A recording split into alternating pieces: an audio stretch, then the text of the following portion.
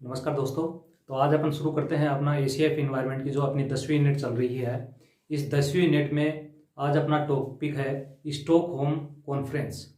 Stockholm conference 1972 में जो आयोजित की गई थी, ये पहला ऐसा कन्वेंशन था, पहली ऐसी कॉन्फ्रेंस थी जो पर्यावरण पर लाई गई और पर्यावरण पर सबसे पहले जो विश्व के देश थे उन्होंने सम्मिलित होकर एक मीटिंग के रूप में पर्यावरणीय मुद्दों को इसमें उठाया।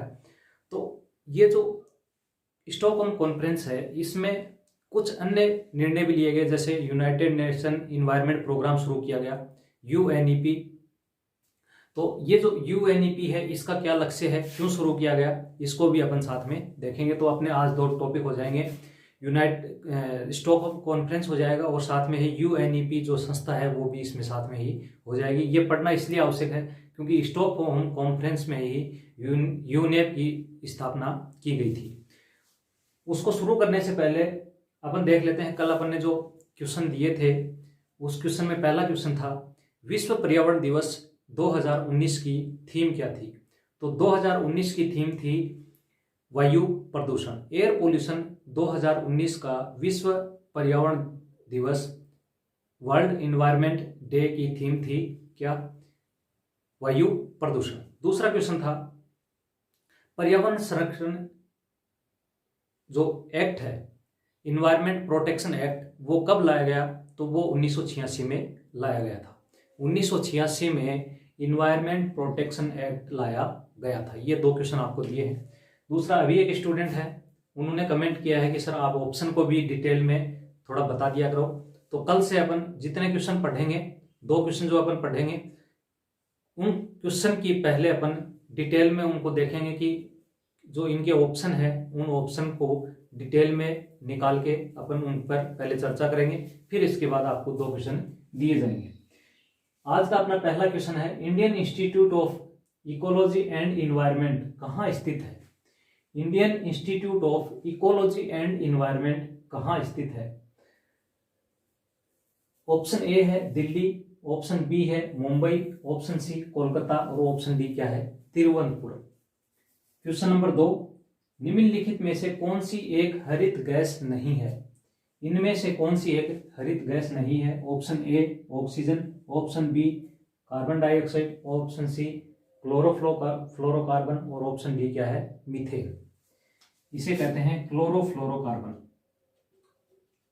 क्लोरोफ्लोरोकार्बन, ये है मीथेन। तो ये चार ऑप्शन में से आपको आंसर देने हैं। तो ये तो अपने हो गए दो क्वेश्चन। अब अपन देखते हैं आपके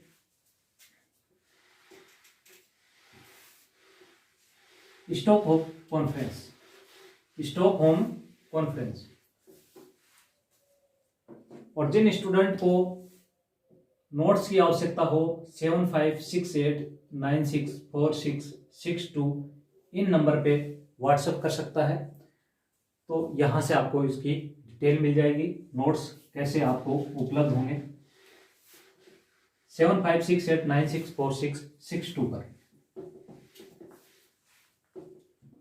अब बात करते हैं Stockholm conference 1972। Stockholm conference 1972। Stockholm conference जो है, ये है पहला ऐसा सम्मेलन था जो पर्यावरण पर लाया गया और इसमें पूरे विश्व के जो देश थे वो इसमें शामिल हुए। देशों का ये, विश्व के देशों का ये सम्मेलन था जो सबसे पहले पर्यावरण पर लाया गया।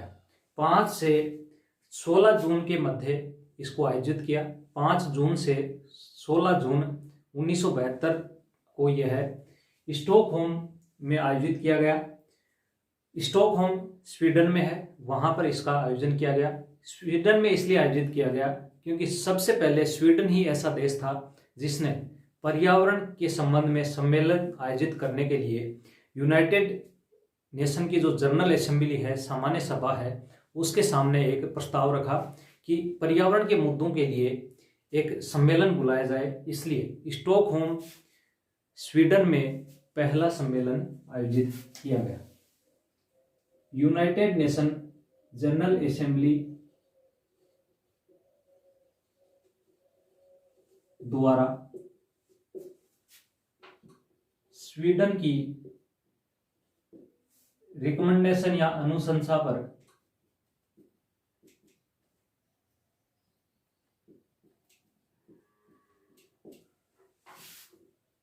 आयोजित किया गया क्या? Stockholm conference.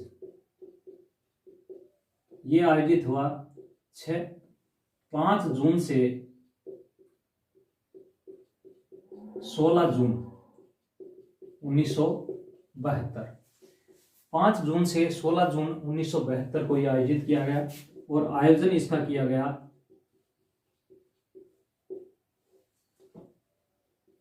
स्टॉकहोम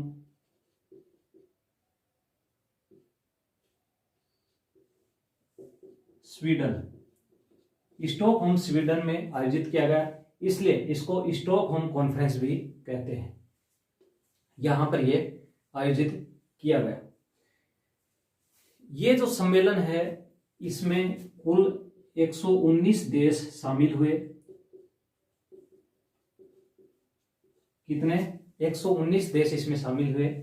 इस सम्मेलन को पर्यावरण का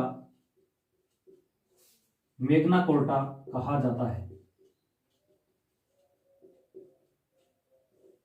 मैग्ना कार्टा कहा जाता है क्योंकि यह पहला सम्मेलन था जिसमें पर्यावरण पर सम्मेलन आयोजित किया गया तथा इस पर पर्यावरण के संबंध में कार्य योजना भी इसमें बनाई गई। तो यह पहला सम्मेलन था जिसे पर्यावरण का मैग्ना कार्टा भी कहा जाता है। इसकी थीम थी one earth, only one earth theme थी। स्टॉकहोम कॉन्फ्रेंस की थीम ओनली वन अर्थ, केवल एक पृथ्वी। स्टॉकहोम कॉन्फ्रेंस की थीम थी केवल एक पृथ्वी, ओनली वन अर्थ इसकी थीम थी। भारत की तरफ से उस समय प्रधानमंत्री इंदिरा गांधी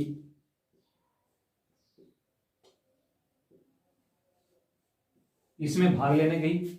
और अगर अपन देखें भारत में जितने भी अधिनियम बने हैं पर्यावरण के संबंध में, तो सारे लगभग 1972 के बाद में ही बने हैं। मुख्य जो पर्यावरण संरक्षण के संबंध में बनाए गए हैं वो लगभग जो है वो 1972 के बाद ही बनाए गए हैं, क्योंकि विश्व स्तर पर जो सम्मेलन हुए उसका प्रभाव भारत पर भी पड़ा और भारत ने भी संज्ञान लेते हुए काफी अधिनियम इस पर बनाए। तो ये आपके है जनरल इंफॉर्मेशन है स्टॉकहोम कॉन्फ्रेंस 1972 की। यूएन जनरल असेंबली द्वारा शुरू किया गया। 5 से 16 जून 1972 को आयोजित किया गया। आयोजन स्टॉकहोम स्वीडन में किया गया। 119 देश शामिल हुए। पर्यावरण का मैग्ना कार्टा इसको कहा जाता है। थीम है इसकी ओनली वन अर्थ और भारत की तरफ से इंदिरा गांधी प्रधानमंत्री सम्मिलित हुई।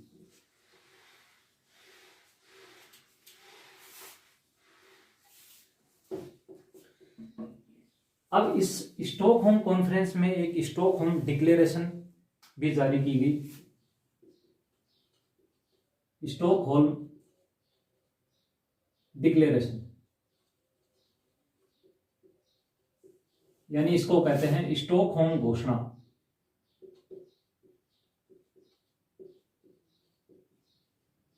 स्टॉकहोम घोषणा जारी की गई स्टॉकहोम कॉन्फ्रेंस में। इस घोषणा में 26 सिद्धांत दिए गए, 26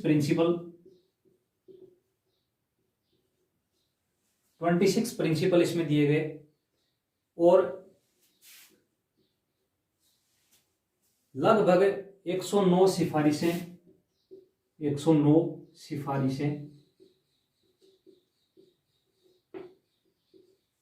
recommendation.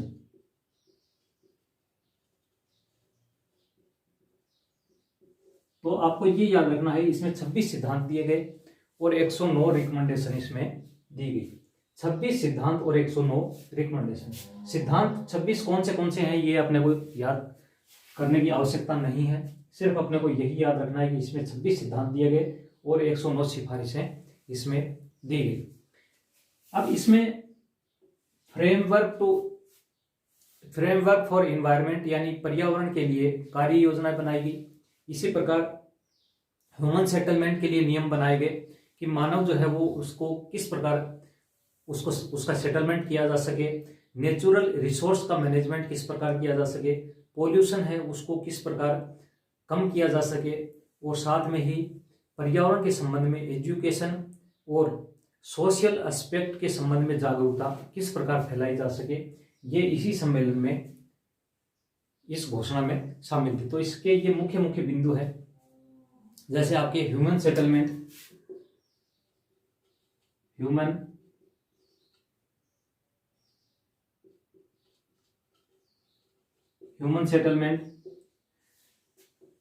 Natural resource management,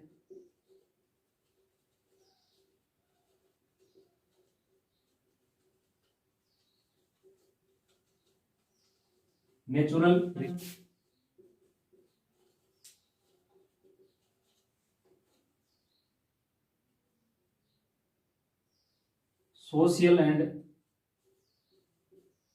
environmental aspects इसमें शामिल किए गए। तो ये इसमें सोशल और इन्वायरमेंट एस्पेक्ट इसमें शामिल किए गए, 26 सिद्धांत दिए गए, 109 सिफारिशें इसमें शामिल की गई, और ये मुख्य मुख्य इसके बिंदु थे। ह्यूमन का सेटलमेंट किया जाए ताकि पर्यावरण प्रदूषित नहीं हो और रिसोर्स का मैनेजमेंट सही हो सके। नेचुरल रिसोर्स मैनेजमेंट, पोल्यूशन और सोशल एंड इन्वायरमेंट एस्पेक्ट ये इसमें शामिल किए गए।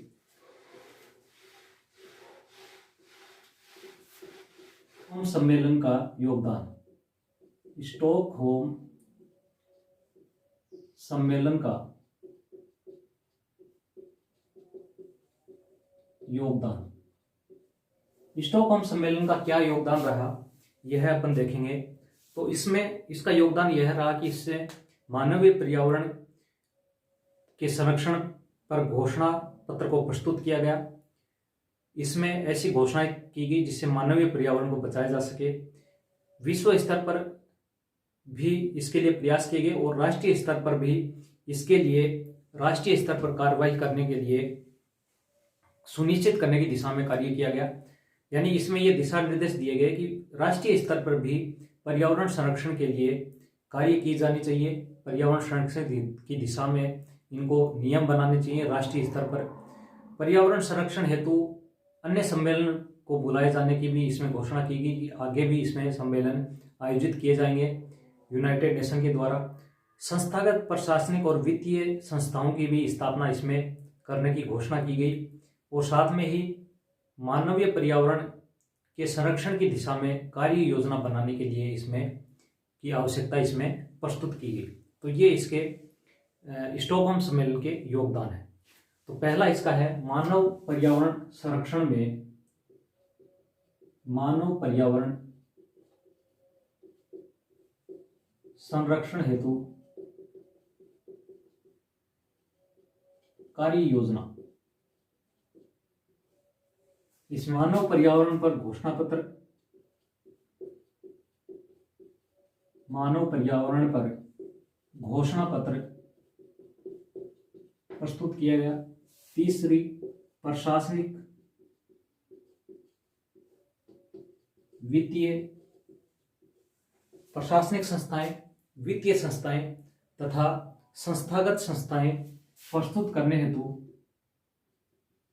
संस्थागत संस्थाएं विकसित या स्थापित करने पर बल दिया गया, राष्ट्रीय स्तर पर पर्यावरण संरक्षण के लिए कार्य योजना पर बल दिया गया। राष्ट्रीय स्तर पर पर्यावरण संरक्षण हेतु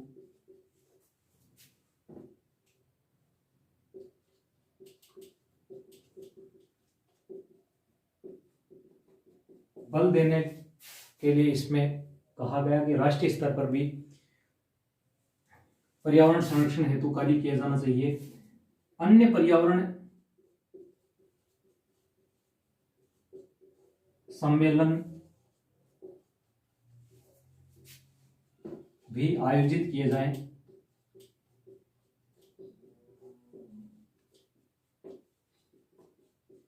ऐसा इस सम्मेलन में कहा गया। तो मानव पर्यावरण संरक्षण हेतु कार्य योजना बनी, मानव पर्यावरण पर घोषणा पत्र जारी हुआ, प्रशासनिक वित्तीय संस्थाएं विकसित करने हेतु इस पर बल दिया गया। राष्ट्रीय स्तर पर पर्यावरण संरक्षण हेतु इसमें कहा गया कि प्रत्येक राष्ट्र जो है वो अपने स्तर पर ही पर्यावरण संरक्षण के लिए कार्य योजना तैयार करे और आगे भी पर्यावरण संरक्षण के लिए सम्मेलन आयोजित होने चाहिए अंतर्राष्ट्रीय स्तर पर, ताकि पर्यावरण के संबंध में जागरूकता फैले और प्रत्येक राष्ट्र जो है उसका योगदान इसमें रहे। स्टॉकहोम सम्मेलन जो था उसमें यूनाइटेड नेशन इन्वायरमेंट प्रोग्राम शुरू किया गया। यूनाइटेड नेशन इन्वायरमेंट प्रोग्राम, संयुक्त राष्ट्र पर्यावरण कार्यक्रम, यह इसलिए शुरू किया गया ताकि यूनाइटेड नेशन जो है, जो कि पूरे विश्व की एक ऐसी संस्था है जो सभी राष्ट्रों को आपस में बांधे हुए रखती है और वित्तीय सहायता भी देती है, तो पर्यावरण संरक्षण के लिए ऐसी कोई संस्था गठित की जाए ताकि वो विश्व स्तर पर पर्यावरण के क्षेत्र में वित्तीय सहायता भी उपलब्ध कराए और निगरानी का कार्य भी कर सके। इसलिए यूनाइटेड नेशन इन्वायरमेंट प्रोग्राम 1972 में शुरू किया गया। इसका मुख्यालय नैरोबी केन्या में है। तो इसके द्वारा वित्तीय सहायता भी प्रदान की जाती है और समय समय पर पर्यावरण संरक्षण के लिए कार्य योजना भी इसके द्वारा तैयार की जाती है। यूनाइटेड नेशन इन्वायरमेंट प्रोग्राम, संयुक्त राष्ट्र पर्यावरण कार्यक्रम। संयुक्त राष्ट्र पर्यावरण कार्यक्रम 1972 में स्टॉकहोम कॉन्फ्रेंस के दौरान स्थापित, इसके दौरान ये इसकी स्थापना की गई। स्थापना कहाँ की गई? तो इसका मुख्यालय है नैरोबी केन्या। नैरोबी केन्या में इसका मुख्यालय है। संयुक्त राष्ट्र संघ की यह एक एजेंसी है जो पर्यावरण के संबंध में निरीक्षण और परिरक्षण का काम करती है, यानी ये इंस्पेक्शन का भी काम करती है और प्रोटेक्शन का भी काम करती है। यूनाइटेड नेशन की यह एक संस्था है जो पर्यावरण निरीक्षण व पर्यावरण का निरीक्षण व संरक्षण का कार्य, प्रोटेक्शन का कार्य करती है, निरीक्षण करती है और प्रोटेक्शन का कार्य यह करती है। पर्यावरणीय कार्यक्रमों के लिए यह वित्तीय सहायता भी प्रदान करती है। पर्यावरणीय कार्यक्रमों हेतु वित्तीय सहायता प्रदान करना इसका दूसरा कार्य है। इसके द्वारा आईपीसीसी का गठन किया गया, inter governmental panel on climate change का गठन इसके द्वारा किया गया। इसी प्रकार इसके द्वारा ग्लोबल इन्वायरमेंट फैसिलिटी, वैश्विक पर्यावरण सुविधा नामक एक संगठन शुरू किया गया, जिसमें विश्व बैंक का भी योगदान था। तो ये दो संस्थाएं हैं जो इसके द्वारा स्थापित की गई हैं। यूनाइटेड नेशन इन्वायरमेंट प्रोग्राम, संयुक्त राष्ट्र पर्यावरण कार्यक्रम 1972 में स्टॉकहोम कॉन्फ्रेंस के दौरान ही स्थापित हुआ। 1972 में मुख्यालय इसका कहाँ है? नैरोबी केन्या में है।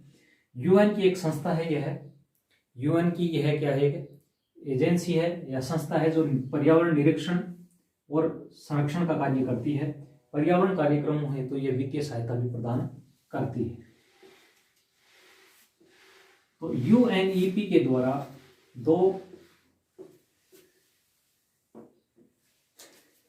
संगठन जैसे IPCC inter governmental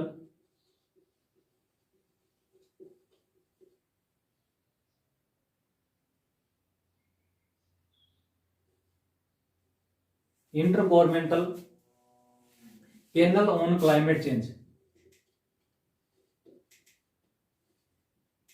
panel on climate change IPCC, इसका गठन यूएनईपी व इसका गठन यूनाइटेड नेशन इन्वायरमेंट प्रोग्राम और WMO विश्व मौसम संगठन world meteorological organisation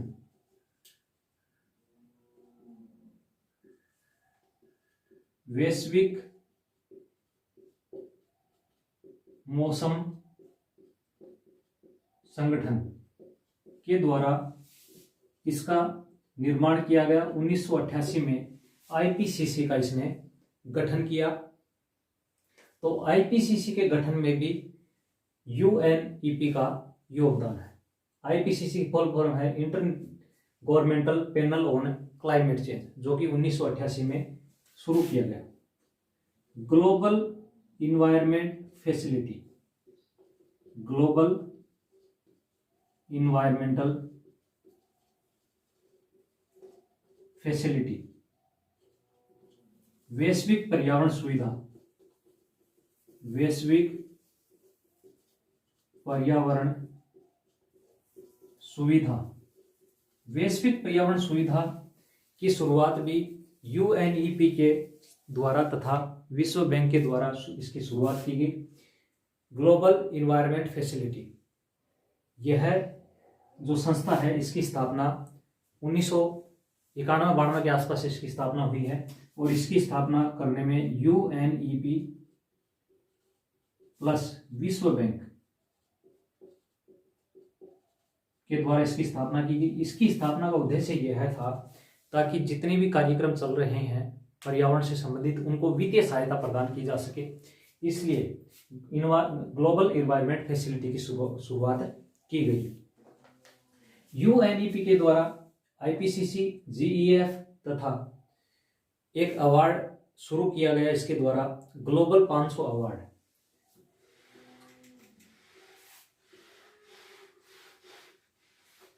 global 500 award 1987 में यूएनईपी द्वारा ग्लोबल 500 अवार्ड शुरू किया गया। ग्लोबल 500 अवार्ड किसके द्वारा शुरू किया गया? यूएनईपी के द्वारा ही शुरू किया गया। यूएनईपी के द्वारा ही 1972 में ही 5 जून से विश्व पर्यावरण दिवस मनाने की घोषणा की गई, लेकिन पहला विश्व पर्यावरण दिवस मनाया गया 1974 को, 5 जून 1974 को। 2019 की विश्व पर्यावरण दिवस की थीम थी वायु प्रदूषण। यूएनईपी द्वारा विश्व पर्यावरण दिवस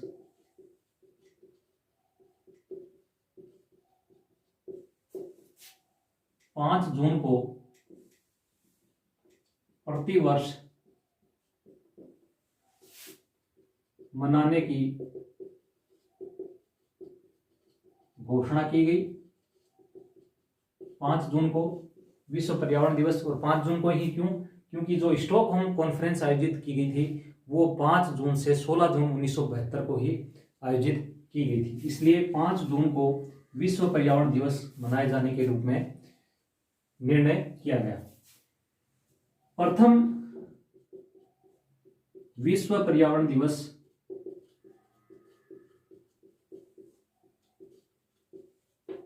5 जून 1974 को मनाया गया और घोषणा इसकी 1972 में हो गई थी, लेकिन मनाया कब गया? 1974 में। तो ये इसके संबंध में कुछ मुख्य बिंदु हैं। United Nation Environment Programme, United Nation Environment Programme के कार्य क्षेत्र हैं, किन किन पर यह कार्य कर सकता है यूनाइटेड नेशन इन्वायरमेंट प्रोग्राम। तो मैं यूएनईपी के एग्जीक्यूटिव डायरेक्टर हैं इंगर एंडरसन। यूएनईपी के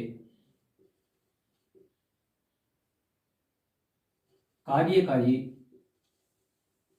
निर्देशक, एग्जीक्यूटिव डायरेक्टर, वो हैं Inger Anderson. Inger Anderson UNEP के कार्यकारी यहाँ आपके डायरेक्टर हैं। इंगर एंडरसन कार्यकारी डायरेक्टर हैं यूएनईपी के, ये थोड़ा आपको ध्यान रखना है। यूएनईपी के कार्य क्षेत्र,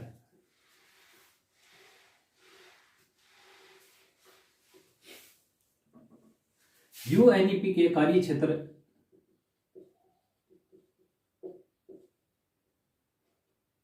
पहला है जलवायु परिवर्तन।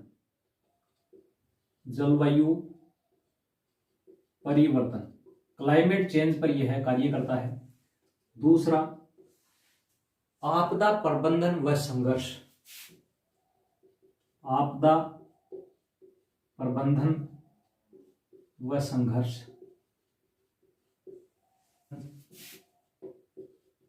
पारिस्थितिकी तंत्र प्रबंधन,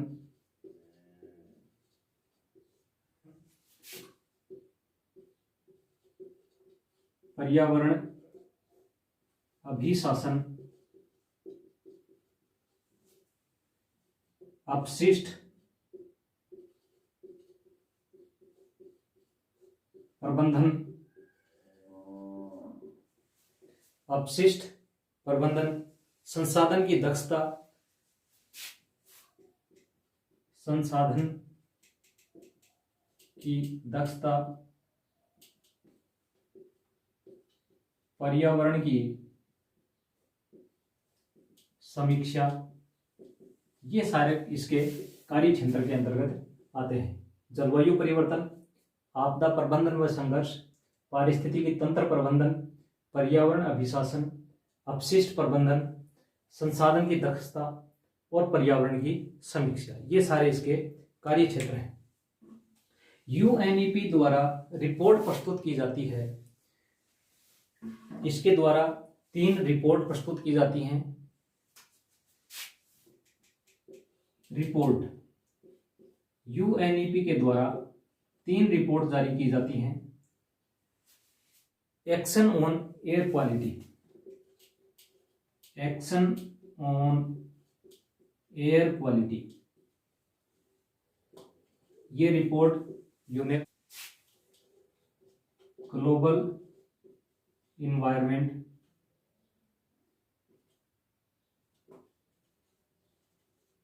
outlook, globe the rise of environment crime, ये 3 रिपोर्ट इसके द्वारा जारी की जाती है। पहली रिपोर्ट क्या है? Action on air quality, global environment outlook, the rise of environment crime, ये 3 रिपोर्ट यूएनईपी के द्वारा जारी की जाती है। स्थापना इसकी 1972 में की गई, नैरोबी केन्या में इसकी स्थापना की गई। तो ये भी अपने को स्टॉकहोम कॉन्फ्रेंस के साथ में इसको पढ़ना भी आवश्यक था, इसलिए अपने साथ में इसको भी कवर कर लिया। बहुत बहुत धन्यवाद।